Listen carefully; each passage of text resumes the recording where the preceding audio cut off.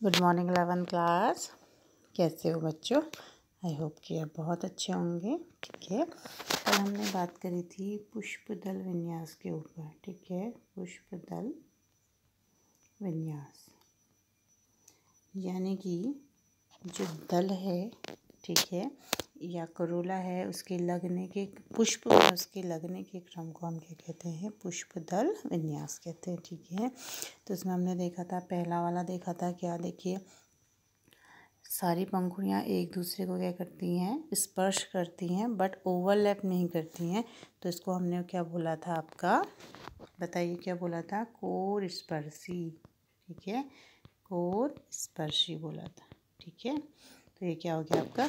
Core स्पर्शी। दूसरा हमने क्या देखा था? जो दूसरा वाला था हमारे पास वो था व्याववतित। ठीक है, क्या था उसका नाम? व्याववतित। ठीक है, व्याववतित का मतलब होता है एक सिरा अंदर एक सिरा बाहर। जैसे इस वाले में देख रहे हैं आप, ये सिरा अंदर है, एक सिरा इसका अंदर है, एक बाहर है। फिर दूसरे वाले का देखिए, एक सिरा अंदर ऊपर की ओर है, ये वाला अंदर है। फिर अगले वाले का ये ऊपर है, ये नीचे है। इस तरीके से एक ऊपर होगा और एक नीचे। इस तरीके से अरेंज जो दल होते हैं उनको हम क्या बोलते हैं? व्याववतित बोलते हैं। ठीक है, फिर हमने देखा था इसमें कोर छादी। ठीक है, कोर छादी ये वाला। तो कोर छादी में हम देख रहे थे, बाकी तो क्या है? एक का अंदर है पंखुड़ी, एक बाहर है, एक अंदर है और एक बाहर है ना? तो इस तरीके से देख रहे थे। और लेकिन इसमें एक चीज़ क्या थी कि एक जो था वो क्या कर रहा था? इस तरीके से था। ठीक है, यानी कि उसकी दोनों पंखुड़ियाँ बाहर थी। ये वाले में देखिएगा, इस वाले में एक पंखुड़ी क्या है? अंदर है, एक बाहर है। ठीक है, ये वाले में देखिएगा, एक क्या है? यानी पंखुड़ी अंदर है, एक का सिरा बाहर है, फिर इसका एक अंदर एक बाहर। लेकिन ये सबसे नीचे वाला जो है, इसमें क्या है? इसकी दोनों ही जो किनारे हैं वो क्या हैं? बाहर की ओर है। ठीक है, तो ऐसी कंडीशन को हम क्या बोल देते हैं? कोर छादी बोल देते हैं। ठीक है, कोर छादी। ठीक, कोर छादी। ठीक है बच्चों। अच्छा, नेक्स्ट हमने जो बात करी थी वो था आपका वैक्सिलरी। ठीक है, ये वाला आपके कोर्स में नहीं है, वैक्सिलरी। ठीक है, तो वैक्सिलरी में क्या हो रहा था कि एक जो हिस्सा है वो पूरा क्या बना रहा था? अम्ब्रेला शेप्ड बना है। देखिए ये वाले में इस तरीके से। और उसके अंदर फिर क्या है? दो पंखुड़ियाँ फिर अंदर हैं, फिर दो और अंदर हैं, और वो आपस में क्या है? इस तरीके से जुड़ी हुई। ठीक है ना? दो और अंदर हैं और आपस में इस तरीके से क्या है? जुड़ी हुई हैं, नोतल बना रही। ठीक है, तो इस कंडीशन को हम क्या बोल देते हैं? वैक्सिलरी कंडीशन बोल देते हैं। ठीक है, इसका नाम क्या था आपका? Vexillary condition. और ये किसमें देखने में मिलती है? आपको मटर में देखने मिलती है। ठीक है, समझ गए इतना। और जो कोर स्पर्शी है, ये वाला जो प्रकार है वो किसमें? कैलोट्रॉपिस में देखने को मिलता है। ठीक है, और ये जो है आपका व्याववतित, ये गुड़हल, भिंडी और कपास में देखने को मिलता है आपको। ठीक है, फिर जो आपका कोर छादी है ठीक है, ये गुलमोहर, केसिया में देखने को मिलता है। और ये जो है आपका ये मटर सेम इसमें देखने को मिलता है। ठीक है, आप देखिएगा आपके आसपास इस तरीके के फ्लावर आपको दिख जाएंगे। ठीक है, पहला वाला तो कॉमनली दिख जाएगा, ये वाला हर जगह पे दिखाई देता है, और ये मटर और सेम में देखने को मिलता है। ठीक है, और जो कोर स्पर्शी होता है वो गुलमोहर और केसिया में देखने को मिलता है। ठीक है, और व्याववतित जो होता है वो गुड़हल, भिंडी में देखने को। भिंडी आजकल लगी है, गुड़हल के फूल भी आजकल खिले हुए हैं, आप उसमें जो पुष्पदल विन्यास है इनको देख सकते हैं। ठीक है, अच्छा, आज जो हमारा टॉपिक है वो है हमारा पुमंग। ठीक है, पुमंग। ठीक है, ये क्या होता है? किसी भी पुष्प का क्या होता है? नर भाग होता है। ठीक है, जिसमें क्या बनते हैं? पराग कण बनते हैं जो कि रिप्रोडक्शन में हेल्प करते हैं। ठीक है, होल जो फूल होता है वो क्या होता है? पौधे का रिप्रोडक्टिव भाग होता है। ठीक है ना। रिप्रोडक्टिव भाग है तो रिप्रोडक्टिव भाग में एक नर भाग होना चाहिए, एक मादा भाग। पुमंग कैसा भाग है? नर भाग है। ठीक है बच्चों, इसमें देखते हैं आगे कि पुमंग जो है वो कैसा है आपका, पुंकेसरों से मिलकर बनता है। ठीक है ना, कि जो पुमंग है वो बहुत सारे इस तरीके से, अगर हम देखें पुंकेसर इस तरीके से गुच्छे में लगे रहते हैं। ठीक है, तो कह रहा है कि जो पुमंग है वो विभिन्न पुंकेसरों से मिलकर बनता है। प्रत्येक पुंकेसर जो फूल के नर जनन अंग हैं में एक तंतु, ठीक है, और दूसरा एक परागकोश होता है। अगर आप एक को देखें अच्छे से तो इसमें क्या होगा, किस तरीके से इसमें क्या लगेंगे, इसको बोलेंगे हम परागकोश। ठीक है, इसको बोलेंगे हम परागकोश जहाँ पर परागकण लगते हैं और जहाँ पर से ये डंडीनुमा स्ट्रक्चर है, तंतु है, जुड़ा रहता है, इसको बोलते हैं हम तंतु। ठीक है, तो जो पराग पुमंग है उसके दो मुख्य भाग हैं, एक तो है आपका परागकोश जहाँ पर परागकोश लगते हैं, और दूसरा क्या है, तंतु जिससे वो जुड़ा रहता है फूल से। ठीक है, आगे बोल रहे हैं कि जो परागकोश होते हैं वो द्विपालित हो सकते हैं। ठीक है, द्विपालित का मतलब क्या हो गया, देखिए बताते हैं आपको। जैसे ये परागकोश है, अगर इस तरीके से है, ठीक है, तो ये क्या हो गया, बाइलोब्ड हो गया, यानी कि द्विपालित है ना, एक ये वाला हिस्सा, एक ये वाला द्विपालित हो गया। ठीक है, और पाली के अंदर दो कोष्ठक भी होते हैं।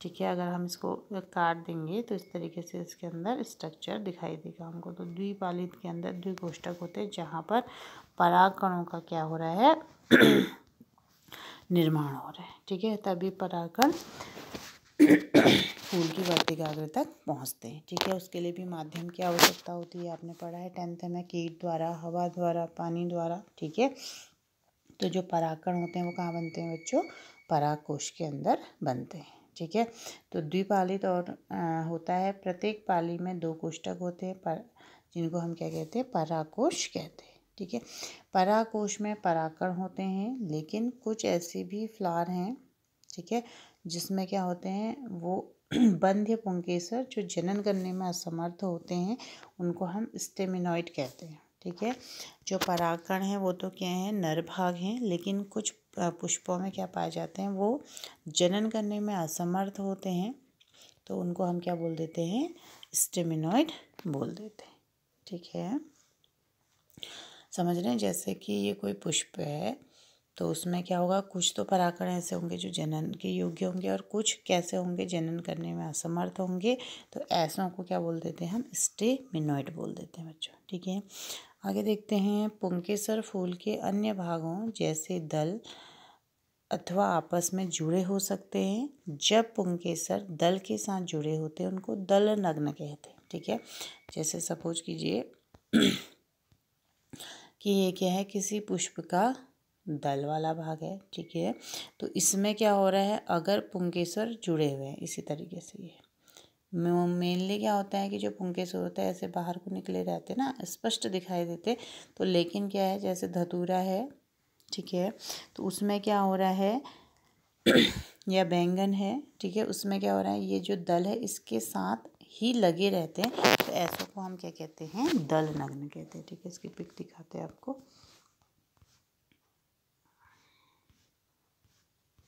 ये वाला देखिए, इसमें देखिए कि ये देखो दल है और इसके साथ क्या हुए हैं, अटैच्ड है। इस वाले में देखिए ये वाला हिस्सा इसका दल हो गया और इसमें ये पुंकेसर लगा हुआ है, तो ऐसे पुंकेसर को हम क्या कह देते हैं, दल नग्न पुंकेसर कह देते हैं। ठीक है, जैसे आप क्या देखेंगे, इसमें बैंगन में देख सकते हैं, इसको धतूरे के प्लांट में देख सकते हैं, तो इस तरीके से ये दिखाई देता है। ठीक है, आगे देखते हैं, फिर बोल रहा है कि अगर पुंकेसर परिदल के साथ जुड़े हों, अभी तो क्या था, दल के साथ जुड़े हुए थे, अब बोल रहा है परिदल के साथ जुड़े हों, तो उसको हम क्या बोलते हैं, परिदल लग्न बोलते हैं। ठीक है, मतलब दल के साथ जुड़ गया तो दल नग्न हो गया, परिदल के साथ जुड़ गया तो परिदल लग्न हो गया। परिदल क्या होता है, दल और जो हमारी बाह्य दल होते हैं जब आपस में जुड़कर फ्यूज हो जाते हैं तो उसको क्या बोलते हैं, हम परिदल बोलते हैं। अगर उसमें क्या है, पुंकेसर जुड़ा हुआ है तो पुंकेसर किस प्रकार का कहलाएगा बच्चों, परिदल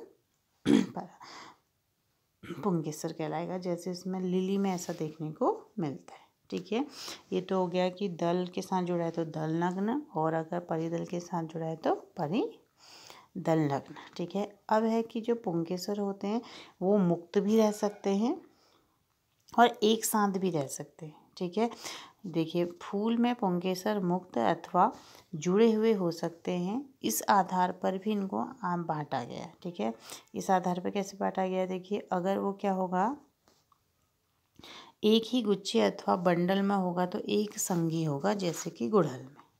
ठीक है, कह रहा है कि अगर क्या हो रहा है कि जो पुंकेसर है वो क्या है, एक ही है, गुच्छे के साथ एक गुच्छे अथवा एक कल है, तो उसको हम क्या बोल देते हैं, एक संगी बोल देते हैं। ठीक है, जैसा कि गुड़हल में होता है। ठीक है, अगर कह रहा है कि दो बंडलों में है तो उसको द्विसंगी बोल देंगे, जैसे कि मटर में होता है। अगर दो से अधिक हैं तो उसको हम बोल देते हैं बहुसंगी, जैसे कि नींबू के सिट्रस प्लांट्स में होते हैं, जितने भी खट्टे फल वाले वो होते हैं, नींबू, संतरा, नारंगी आदि, उसमें पाया जाता है। ठीक है, और उसी फूल के तंतु की लंबाई में भी भिन्नता हो सकती है, जैसे सालविया तथा सरसों में। ठीक है, देखते हैं इसको हम। पहला वाला है जो क्या कह रहा है कि एक संगी है ना, एक संगी, ये देखिए एक ये क्या है, आपका गुड़हल का फूल है। ठीक है, तो इसमें ये जो पंखुड़ियाँ लगी हैं, इसका पुष्पदल विन्यास क्या होगा, देखो बच्चों अभी बताया था आपको, व्याववतित होगा। ठीक है, यानी कि एक सिरा अंदर है, देखिए ये वाला सिरा बाहर की ओर है और ये वाला दबा हुआ है। ठीक है, तो पुष्पदल विन्यास इसमें कैसा हो गया, आपका व्याववतित हो गया है ना। अब कह रहा है, अब हम यहाँ पर पुष्पदल विन्यास की बात नहीं कर रहे हैं, हम किसकी बात कर रहे हैं, पुमंग की बात कर रहे हैं। तो हम कह रहे हैं कि अगर पुंकेसर एक गुच्छे के रूप में हो, देखो ये क्या है, आपका जायांग वाला भाग है। ठीक है, और इसी भाग में इस तरीके से यहाँ पे पुंकेसर लगे, तो एक गुच्छे के रूप में लगे हैं ना, आपस में यहाँ पे जुड़े हुए हैं, तो ये कैसा प्रकार हो गया आपका, एक संगी, एक संगी। ठीक है, तो ऐसे पुंकेसर को जो एक गुच्छे अथवा बंडल के रूप में लगे रहते हैं, उनको हम क्या कहते हैं, एक संगी कहते हैं, और जिसका उदाहरण क्या है, गुड़हल है। ठीक है, फिर हम बात कर रहे हैं द्विसंगी की। ठीक है, द्विसंगी मतलब दो बंडलों में स्थित रहे। ठीक है, दो बंडल में क्या रहे, स्थित रहे। ठीक है, तो जैसे आपने देखा होगा ये सेम का फूल है, या मटर के अगर पौधे में हम देखें तो जो पुंकेसर है वो क्या होते हैं, दो तरीके से लगे रहते हैं, दो बंडल होते हैं। एक ये वाला जो हिस्सा है ये केवल एक होता है, और इसमें क्या होते हैं, 9 होते हैं, यानी कि ये पुंकेसरों की जो संख्या होती है टोटल कितनी हो गई, 10। एक अलग से रहता है और 9 आपस में मिलकर रहते हैं, तो ये क्या हो गया, डायडायनेमस कंडीशन होगी, यानी कि द्विसंगी। क्या बोलते हैं इसको, द्विसंगी पुंकेसर हो गया। ठीक है, क्योंकि दो संघों में बटे हैं ना, एक अकेला है और 9 एक ग्रुप में है, तो ये कंडीशन क्या कहलाएगी, आपकी द्विसंगी कहलाएगी। और किस में पाई जाती है, जितने भी मटर है, सेम है, लोबिया है, इनमें देखने को मिलती है। फिर आते हैं हम, देखिए इसमें साफ दिखाई दे रहा है, ये जो अकेला है एक बंडल ये हो गया आपका, और ये आपस में जो 9 जुड़े हैं वो इस तरीके से हो गया, तो इसका नाम क्या हो गया आपका, द्विसंगी पुंकेसर। ठीक है, नेक्स्ट जो हम देखते हैं वो क्या है, आपका बहुसंगी। नींबू के फूल अगर आपके आसपास खिले हैं तो उसमें देखिएगा कि जो पुंकेसर होते हैं वो इस तरीके से मतलब 2 से अगर ज़्यादा है, अभी तक हमने 2 पढ़ा था ना कि एक अकेला और 9 ग्रुप में, तो यहाँ पर क्या हो रहे हैं, एक और ब्रांच निकल रही है, देखिए 1 2 3, तो 2 से अधिक हों तो उसको हम क्या बोलेंगे, बहुसंगी बोलेंगे। ठीक है, क्या बोलेंगे बच्चों, बहुसंगी, क्योंकि इसमें एक बंडल ये है, एक ये है, एक है, 3 है, और तीनों के ही ऊपर से फिर क्या निकल रहे हैं, इस तरीके से पुंकेसर निकल रहे हैं, तो इसको हम क्या बोलेंगे, बहुसंगी कंडीशन। और जितने भी सिट्रस यानी कि खट्टे फल वाले नींबू है, नारंगी है, माल्टा है, तो उस वाले जो फूल होते हैं उसमें ये प्रकार की पुंकेसर आपको क्या होंगे, दिखाई देंगे। ठीक है, तो इसको आप देखिएगा। ठीक है बच्चों, समझ गए। अच्छा, अब क्या बोल रहे हैं एट द लास्ट कि जो फूल के तंतु की लंबाई होती है वो भी क्या करती है, छोटी बड़ी हो सकती है। ठीक है, तो जैसे फूल के तंतु की लंबाई में भी क्या हो सकती है, भिन्नता हो सकती है, जैसे कि साल्विया और सरसों में। ठीक है, तो जो सरसों होता है उसमें क्या होते हैं जो पराग ये पुंगमंग हैं वो क्या होंगे, 2 सीरीज में लगे रहते हैं। एक छोटे होते हैं और उसके इस तरीके से छोटे और बड़ों के इस तरीके से लगे रहते हैं। तो कुछ छोटे होते हैं और कुछ बड़े होते हैं। तो इस तरीके से भी जो पुंकेसर है वो लग सकते हैं। ठीक है बच्चों, तो ये क्या हो गया आपका पुंकेसर के बारे में होगी, है ना। फिर हम कल जायांग के बारे में पढ़ेंगे। ठीक है, अगर अभी पढ़ाएंगे तो फिर आप कंफ्यूज करोगे, इसलिए आज इतना ही। फिर कल हम जायांग की बात करेंगे। ठीक है, थैंक यू।